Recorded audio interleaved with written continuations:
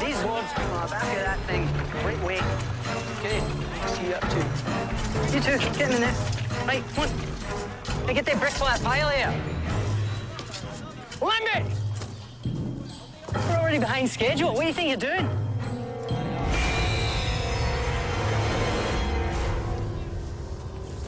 They look like gargoyles, sir.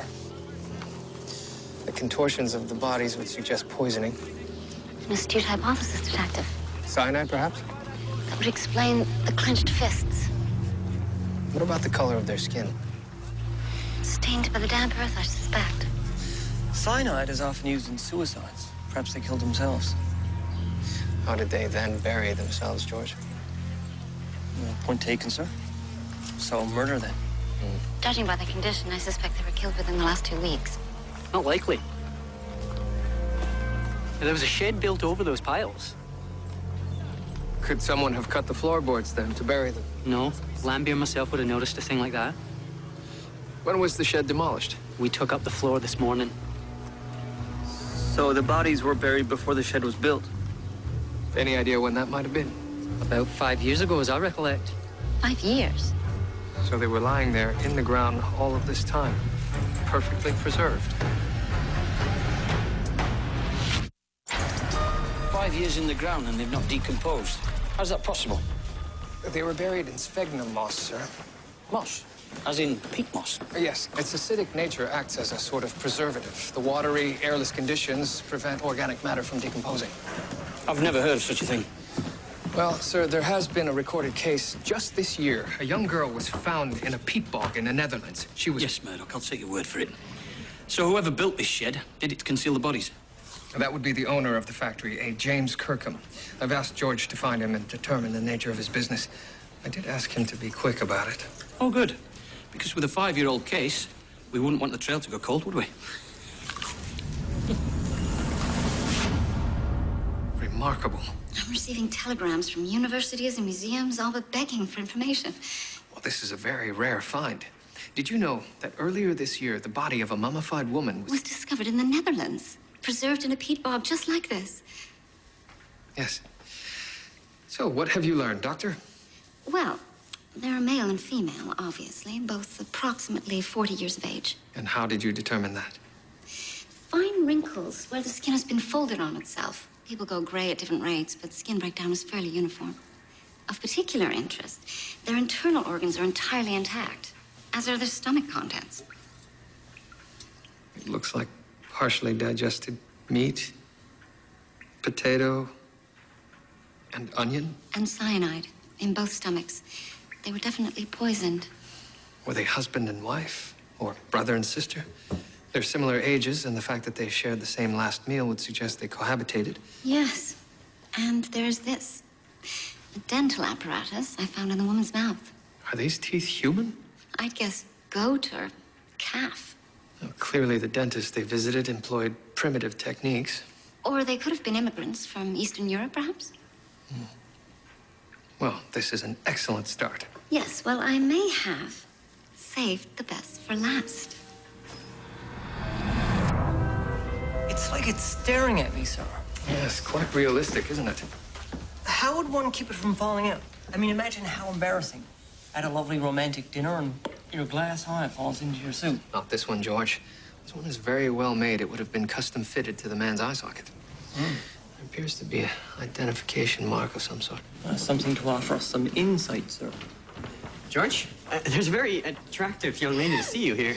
Georgie! Penny! Oh, my. Yes, thank you. That will be all, Higgins.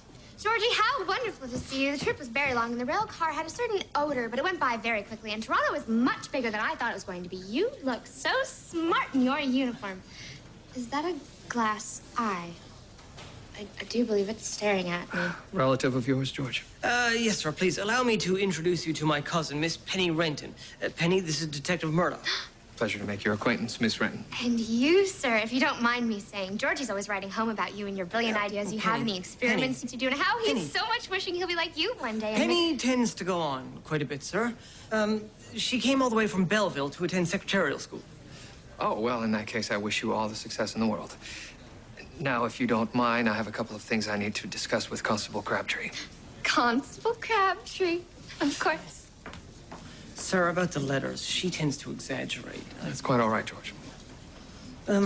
I looked into the factory and its owner, and I think you'll be particularly interested in what they made there. Ah, very good. And if you could please find out all you can about this glass eye, where it was manufactured, when, and for whom. Sir, I will look into it. All right, I'm nipping this in the bud.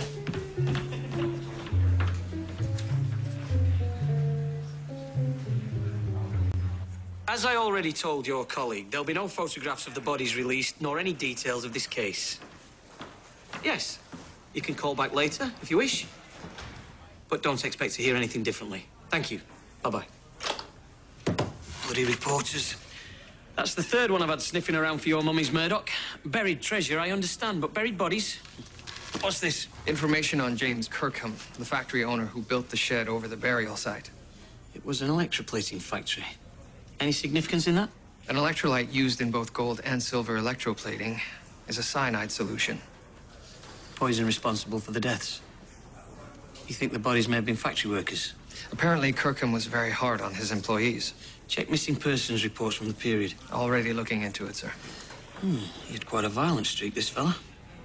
Kirkham was arrested twice for harassment and 3 times for assault. So, he does them in, up goes the shed, and no one's the wiser. Am I really here to talk about a shed? 2 people were found buried underneath that shed. You think I had something to do with it? They died of cyanide poisoning. You used cyanide in your factory. Yes, but I didn't feed it to anybody. These people were murdered, Mr. Kirkham, and then buried beneath a shed you built. Be that as it may, I didn't murder them. You owed many people money, did you not? Still do. Did any of them ever come to your factory to collect? I'm afraid I can't answer that. I beg your pardon. I'm involved in several disputes of a civil nature.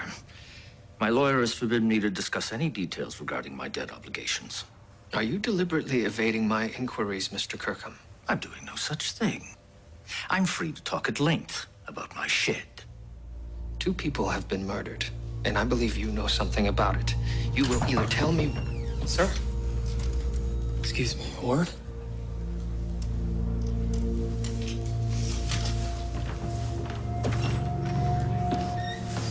I'm in the middle of an interview, George. Sir, that's why I felt I had to interrupt you. What do you mean? Sir, the glass eye found in our male body was made by an oculist named Brian Winston. Winston stopped manufacturing glass eyes in 1850, almost 50 years ago. What does that mean? 1850 is the last year that our male victim could have been fitted with the eye. Now, if he was 18 at the time, which he would have had to have been to be fitted with a custom glass eye, and 40 when he died, 1872 is the last year he could have died. Before the electroplating factory was even built. Which would exonerate Mr. Kirkham. And those bodies have remained perfectly preserved all this time. Yes, sir. 25 years. Is this even worth pursuing, Murdoch? The culprit's probably dead by now.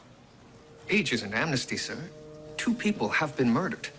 We owe it to the victims to find out the truth about their deaths. If the killer is out there, I'll find him. This map, dated 1888, clearly shows the Kirkham factory. The X is where the bodies were found. That's right. This one, dated 1872. The last year that we believe our mystery mummies could have been killed. Right. It was mostly farmland back then. But there is a house approximately 20 yards from where the bodies were found. When was the house torn down? 1880. Sir, Any look at city records, Crabtree? the land and surrounding area was purchased from City Hall in 1852. Whoever owned that house must know something about those bodies. Could well be our killer. George, were you able to find out who purchased the house? His name is Horace Mooney. On the old farm? Yes.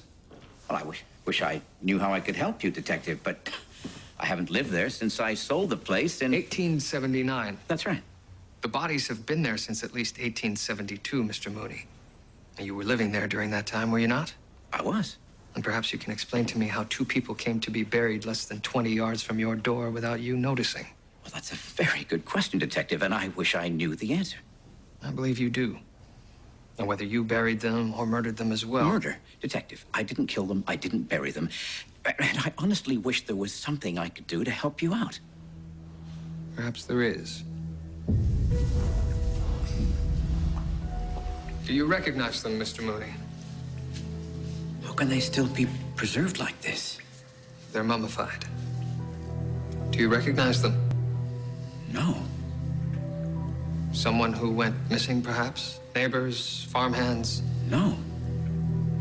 So, complete strangers were buried on your property without your knowledge? I suppose so. If that's all? Yes, Mr. Mooney, that's all. For now. What do you make of his reaction to the bodies? It's hard to say. He certainly seemed to study them with great interest. Do you think he's their killer? I don't know. But I'm convinced he knows more than he's saying. But how do I prove it after 25 years?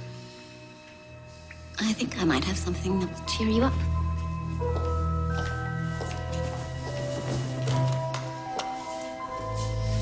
At first, I thought it was a birthmark or discoloration from having been in the ground for so long. And I realized... It's a tattoo. Military, perhaps. You're right, Julia. This has cheered me up. Sir. Ah, Murdoch. I've just received a telegram from the Times in London. They want to do a featured article on the mummies. Word has spread to London, sir. Can you believe it? Murdoch, I think these bodies are considerably more significant than we thought. You don't say. What have you got there? Oh, our male mummy had some kind of military tattoo on his arm. Can you identify it? You're not going to believe this, sir.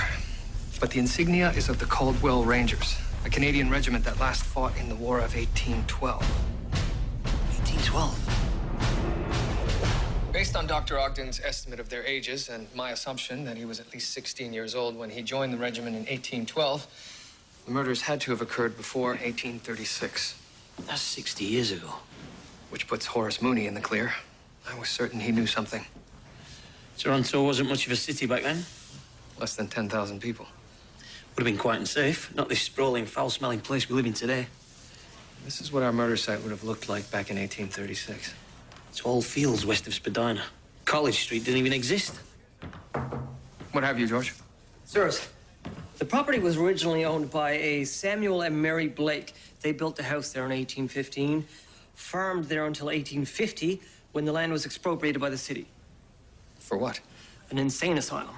But then plans changed. The asylum was built on Queen Street, and the land was auctioned in 1852. To Horace Mooney.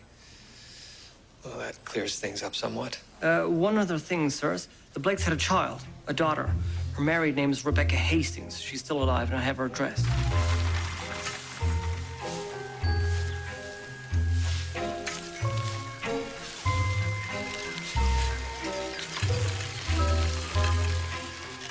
Hello. Mrs. Hastings? Mrs. Rebecca Hastings? Yes? How can I help you? I'm Detective William Murdoch of the Toronto Constabulary. Oh, dear, has something happened? Oh, goodness, no. I didn't mean to alarm you. I just have some questions for you. Of course. Are these your grandchildren? Great-grandchildren, actually. Charlie Hastings. Detective William Murdoch. Now, what can we do for you? Excuse me, ma'am. Do you teach at the secretary? Pardon me. Excuse me, ma'am. Do you Pardon me. Pardon. Of course. Pardon me, ma'am. Yes. Is there a problem, Constable? Yes. Well, no. I'm here to meet my cousin, Penny Renton. She began her first day of class here today. She absolutely did not. Classes begin tomorrow. Are you quite certain, ma'am? I dropped Penny here this morning. She must have realized her mistake and left. Yes, of course. Good day, ma'am.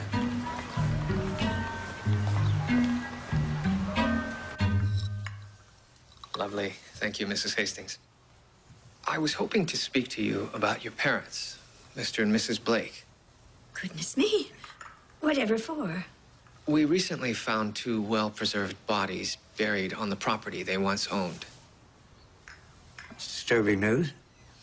It appears the bodies were buried at a time when your parents still owned the property, around 1836. I don't know how I can help you. I'd left the farm by that time. And how old were you then? 15. 15? That's rather young to be off on your own, isn't it? Oh, I wasn't on my own. Charlie left with me. Mr. Hastings, you lived at the home as well? Well, I was indentured. My parents couldn't afford to keep me, so they sent me to the Blake farm to work in exchange for food, lodging. Ah, and your parents must not have taken too kindly to you being courted by an indentured servant. No, they did not. When we told them we wanted to marry, they were very angry. So we left. And did you keep in touch with your parents? Not very much. My mother died shortly after the sale of the property. My father followed a couple of years later. So you have no idea who the people we found buried might be? Not at all. I wonder, would you be willing to look at the bodies? Perhaps it could trigger a memory, however small, that could help us identify them. Well, if it'll help. Oh, poor people. They look frozen in time. Do you recognize them? Trying to think. But I can't say that I've ever seen them before in my life. Are you absolutely sure? Yes. Thank you both for coming. It's most appreciated.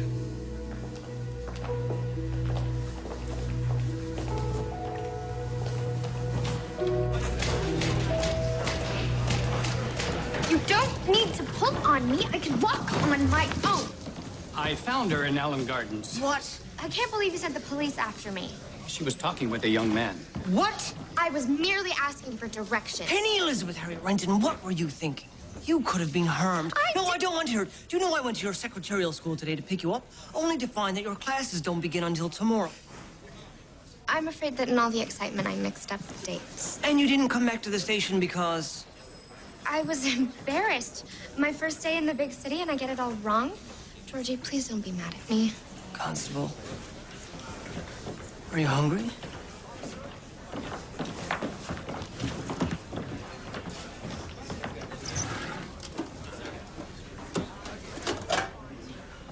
I've got some bread and some cheese. I'll get you something warmer in a little bit. Sir, I found something I believe you'll find very intriguing. Yes, George. Well, I looked into the Caldwell Rangers, and I found an officer's list. That fellow who used to own the property, Samuel Blake, is on it. Really? Sir, it will be my guess that the buried bodies are those of Samuel and Mary Blake. Very good, George. Which means we've identified our mummies, Rebecca Hastings' parents. Yes, but it also means Charlie and Rebecca Hastings lied to me.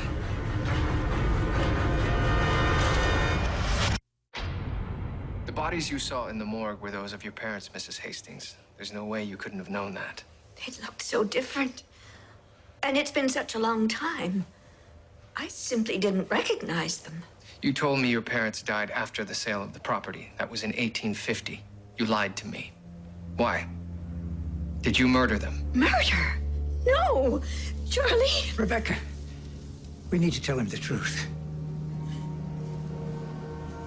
You were right. We didn't leave the farm. It was my parents who left.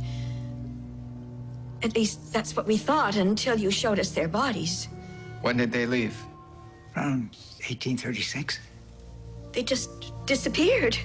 We never saw them again. And you never went to the authorities? What authorities? There were no police then the way there are now.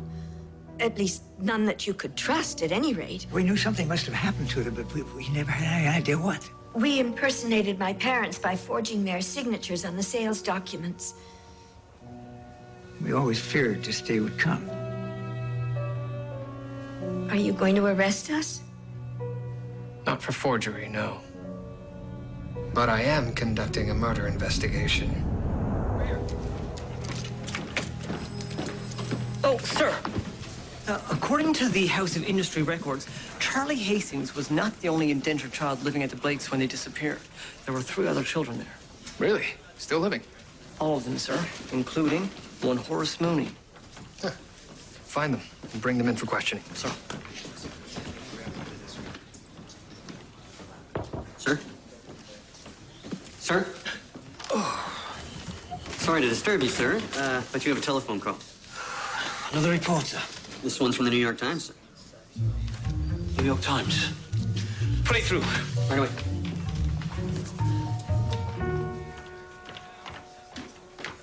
Pardon me? Excuse me, I've received a note at the university that I should come down here at once. My name is Michael Webster. No. Excuse me, ma'am? Why, it is you. You little turkey. No one has called me that. Alice. I really don't know what more I can tell you people, Constable. Oh, we just have a few more questions, Mr. Mooney. Horace. It's Michael. And Alice.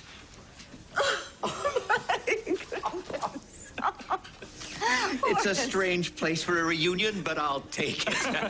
Now, what in the world did they drag us all down here for? Mr. Mooney, you say that you didn't recognize the bodies of Samuel and Mary Blake, yet you lived with them. I didn't recognize them. The last time I laid eyes on them, I was 5 years old. And then they left. Did you not wonder where they went? To be honest, not really. I was glad. They were horrible. They just up and left, as I recall. And you never heard from them again, Miss Nugent? No. And I didn't care one whit. That was a cold thing to say. They were, for all intents and purposes, your parents. My parents died when I was 10. Blake's were my keepers.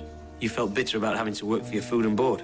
I was bitter about 18 hours of farm work a day, and the beatings to top it off.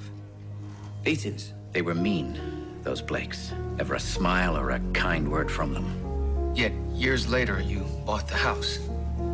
Why would you do that if there were such terrible memories? Because after the Blakes disappeared, there were nothing but good memories. Rebecca and Charlie became like a mother and father to us. We were family. Can you tell me anything about the last time you saw the Blakes? My last memory is hearing old man Blake take his belt to Alice's backside. I didn't deserve it. He stubbed his toe on a chair and accused me of pulling it to the hutch to steal candy from the top shelf. But I didn't. The next morning, they were gone. Who do you think killed them? I have no idea. I'm sorry, Detective. I can't help you with that. Don't know? Don't care. We were just happy they were gone. So all their stories match. They have remarkable memories for old people. Except for the part about what happened to the Blakes. Well, they could be telling the truth about that, sir. I mean, I suppose the Blakes could have enemies that their children didn't know about. I don't think so. I think Alice, Horace, and Michael are lying to protect the Hastings. Or perhaps they all did the mean bastards in to protect each other.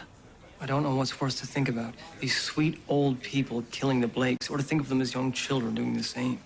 Either way, I think we're finally getting closer to finding out what happened in that house and who was involved. Off you go now, ladies. No loitering, all of you. Let's go. Good evening. Hello again, ma'am. Constable, you must be here to meet Miss Renton. I am. I have the correct day today, I hope. Yes, congratulations, Constable. However, you do not have the correct time. Ma'am, if class is in at 4:30, I'm nearly a full hour early. Class is over at 3:30. Something you might have checked first. Well, I'm certain Penny told me 4:30. Constable, young girls do not have the capacity to focus. Their minds wander aimlessly unless given proper instruction. Yes, ma'am. Something I fear you are not doing. Ma'am, I'm sorry. She's usually a very responsible You girl. must be responsible for her. You are her guardian, are you not? I am, ma'am. I'll look for her straight away. Thank you. Constable, Miss Renton went in that direction. Thanks again, ma'am. You are too kind.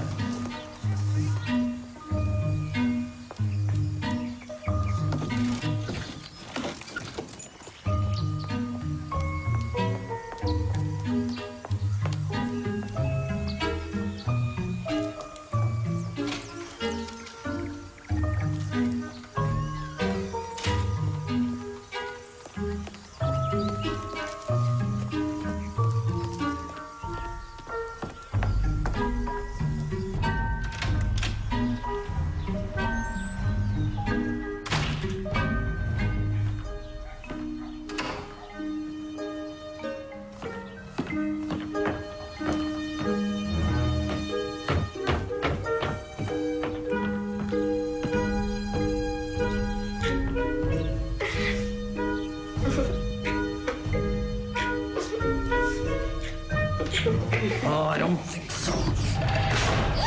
Penny, what in God's name is going on here? George! Oh, my gosh. You get your hands off her.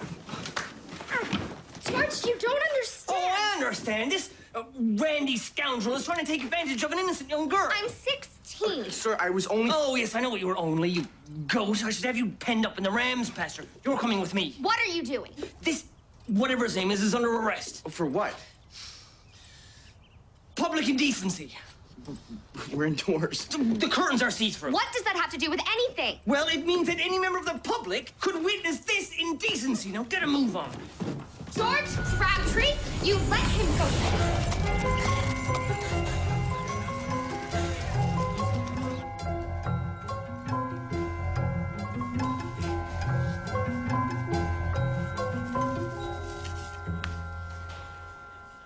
Penny, I'm doing this for your own good. But Clarence is my true love. Oh, don't be ridiculous. You arrived for school 2 days ago. You've only just met. I've known him 6 months.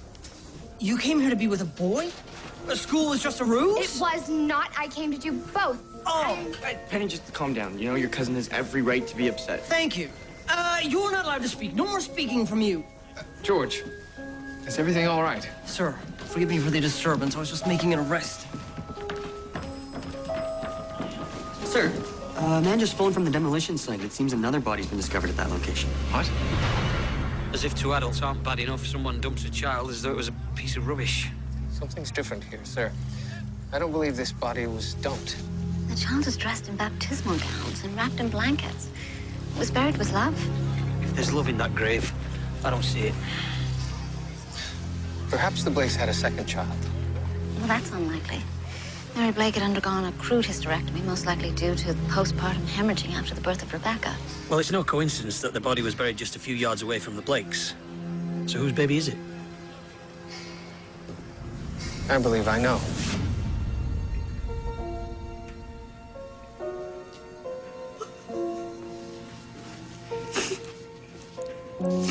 That's enough. This was your child, then? We named him Martin. He was just 6 months old when he... He died of congenital heart failure. There's nothing you could have done. Why did you bury him like you did? Just children ourselves. Frightened we did something wrong. Constable, please escort the Hastings back to the station. They're to be charged with murder. Oh, no! No, no, no, no,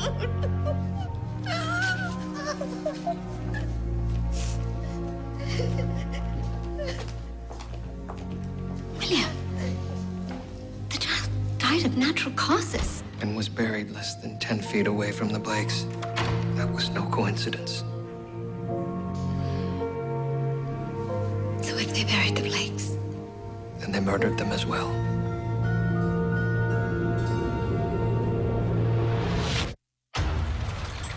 Mr. Hastings, you have lied to me at every turn. Yes, we buried them, but we didn't kill them.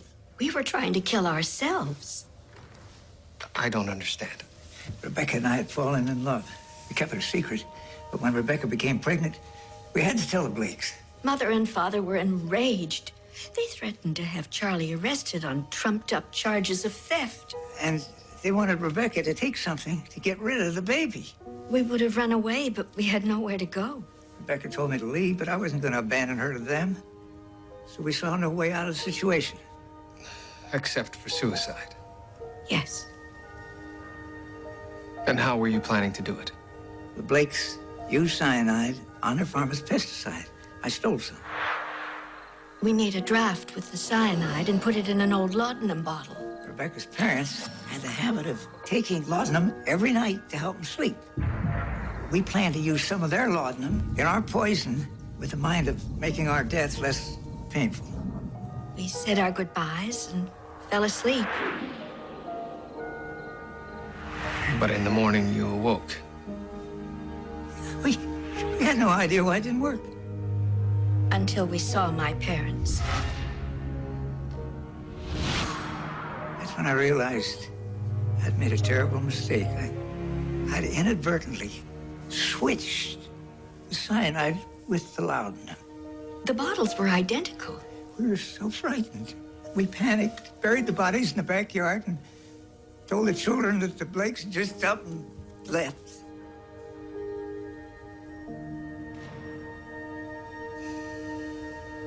If Charlie had accidentally switched the bottles, then the Blakes would have ingested laudanum as well as cyanide. Would the laudanum still be in their bodies? It would be. But it isn't. Just cyanide. I'm afraid they're lying. Oh, and I wanted so much to believe them. Yes, it's a shame. What will happen to the Hastings? Will they hang? If you'll please excuse me, Julia.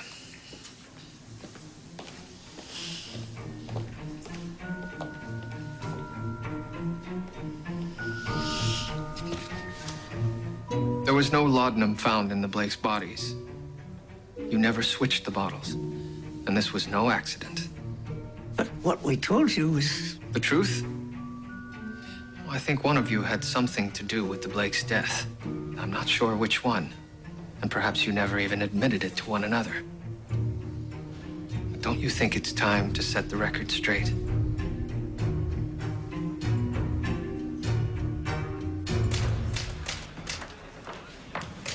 Arrest me. I will not. George Crabtree, you arrest me right now. For what? I, too, was undressed and about to engage in carnal acts.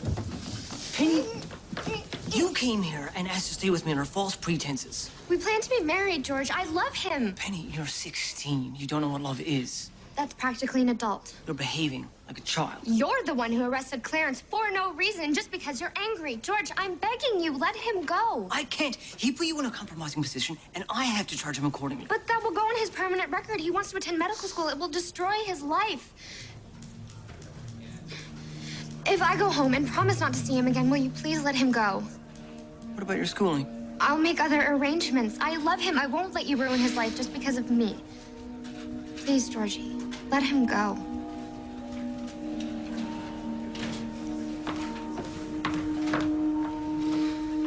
Either they both did it or one of them did it. So charge them both. We don't have enough evidence, sir. And no jury would ever convict either one of them. Sweet old couple like that. Age is no reason for amnesty, Murdoch. You said it yourself. I'm aware of that, sir. But let's say one of them did switch the bottles, and the other one is innocent. That's reasonable doubt. And if they stick to their story, well... So break their story. Interrogate them separately. Get one of them to confess. By what means? You'll figure it out. You can solve this, Murdoch. I know you can. Thank you, sir. Sir, the reporter from the New York Times is on the line. He wants to confirm your interview at the Rosenhaus Hotel at 8. Excellent. Good. An interview, sir. With a reporter. He came all the way from New York to pursue this story. Which story would that be? The discovery of mummified remains or the subsequent murder investigation? Both. Well, you can't tell one without the other, can you? Ah, so you would like a satisfactory outcome? Of course. Don't you? The eyes of the world's press are upon us, Murdoch. Well, sir, given your distaste for the press, perhaps I should take this interview off your hands. That's very kind of you. But I think this case needs you more. Excuse me, sir. Charlie Hastings would like to speak with you.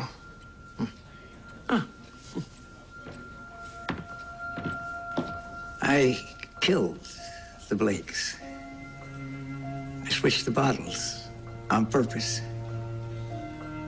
I didn't put any laudanum in. Just went in and switched the 2 bottles. I meant to do it. I wanted them dead. Are you willing to put your confession to paper? Yes. Just as long as you understand, I did this alone. Rebecca had nothing to do with it.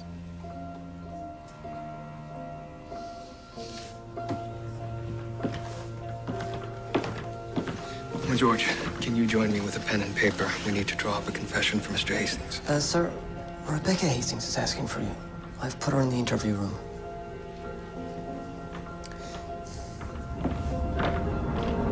I killed my parents. You did? I couldn't go along with the suicide. I wanted to live with Charlie, not die with him. But I knew he would never have gone along with my new plan. Which was? I switched the cyanide with the laudanum. I killed my parents. I see. So, if they both switched the bottles, the second switch would have canceled out the first one, so they can't both be telling the truth. That means one of them gave a false confession. If Rebecca switched the bottles and Charlie mixed the two concoctions, then they would have also gotten a dose of the cyanide. They would have died along with the Blakes. But if Charlie alone switched the bottles, then they live and the Blakes die. So Charlie's our man? Unless, what if they're both lying? I mean, what if Charlie is confessing to save Rebecca, Rebecca's confessing to save Charlie? Maybe they're making that sacrifice for each other. But if they're both lying? It means they're both telling the truth. About the suicide, that is. No, but then the Blakes would have had laudanum in their stomachs. Which they didn't. What if one of the other children made a switch? Oh, bloody hell, Crabtree. We've solved it. It's Charlie. What did you say? I don't know. What if one of the other children switched the bottles? Sir, he has a point. George, bring everyone back in here. Mrs. Hastings, you claim that you switched the laudanum bottle unbeknownst to anyone else. But I believe that you're simply protecting your husband. That's not true. It is. And I also believe that Mr. Hastings is doing the same on your behalf. He's right. Now, that leaves the other children in the household. All of you had both motive and opportunity. The Blakes were so awful that you can barely speak of it, Mr. Webster. Mrs. Nugent, you suffered a beating on the evening that the Blakes died. Then there's little Horace Mooney, who claims to barely remember a thing because he was only 5. You were the youngest and also the smallest. Now, can anyone tell me on this diagram where the laudanum bottle was kept? Right here in the hutch, on the shelf. Which shelf? The middle shelf. The middle shelf. Now, Mrs. Nugent, you suffered a beating on that fateful evening because Mr. Blake thought you had been stealing candy. Where was the candy kept? On the top shelf. The top shelf.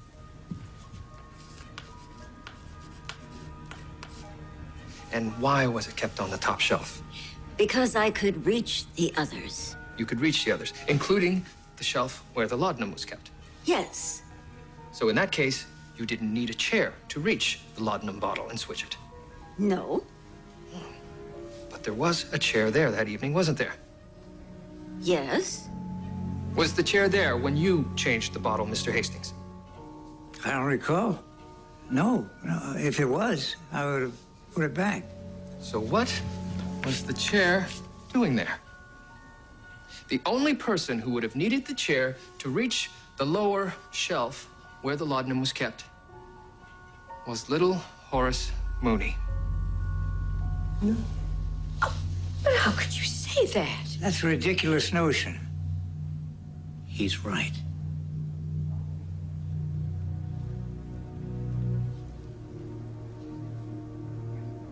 I don't remember much about that age, but I do remember that night. I overheard Charlie and Rebecca. They were talking about going away. You overheard them planning their suicide.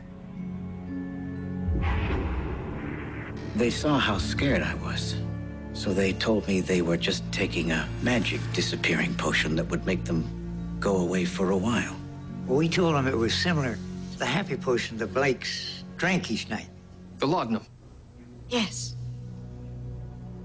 But you didn't want them to disappear, did you? No. That night, I stole into their room with a fresh bottle of happy potion from the cellar, which I put in place of what I presume to be the disappearing potion. So when I switched the laudanum with the cyanide, I was only adding laudanum to laudanum. I made sure that Charlie and Rebecca didn't disappear. But that wasn't enough, was it, Mr. Mooney? I was afraid that as long as the Blakes were around, Charlie and Rebecca would try to disappear again. So you gave the Blakes, Charlie, and Rebecca's disappearing potion? The one that contained cyanide. After Charlie left, you replaced the laudanum bottle with the disappearing potion. But to reach it, you had to drag a chair over. And that's where you left it. I was too young to understand what disappearing meant.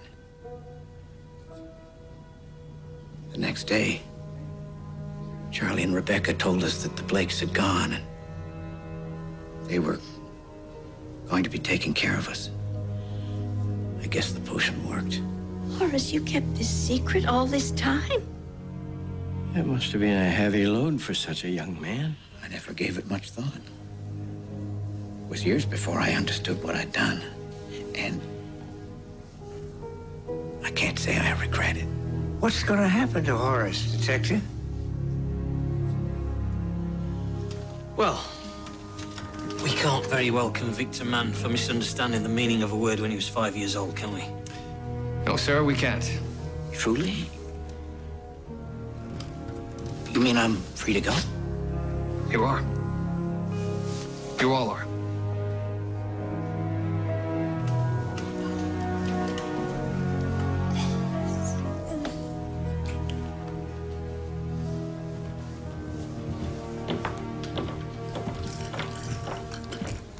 Sir, it's almost 8 o'clock. You asked me to remind you. Oh, bloody hell.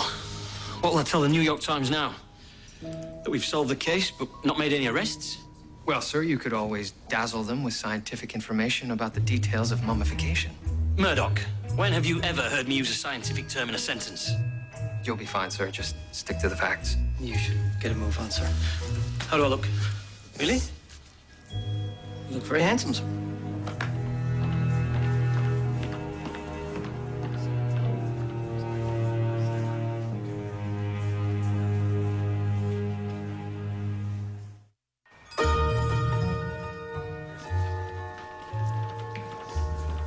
Penny. Clarence. All right, not so fast. Now listen, you two. I know you say you're in love. We are in love. In fact... I believe you. I just don't want you to rush into anything. So, I've written a list of conditions. Until you should decide to get married, you have to agree to be chaperoned at all times. Is that all? I think that's a sacrifice that two people who are in love would be willing to make. Do you agree? I do. I do too. Thank you, Georgie. I'll treat her well, sir.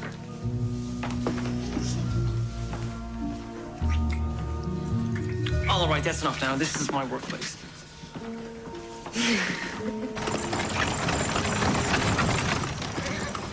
I wonder how the inspector's interview was faring. Very well, I should think. He's surprisingly sentimental about romantic stories like this. He'll do it justice. You find this romantic? Certainly. Out of adversity grew a family of sorts. It's important to you, isn't it? Family. Oh, yes. My family life was so erratic. I suppose it made me crave my own close-knit family someday. You deserve such happiness. As do you. If that's what you want. Is that what you want?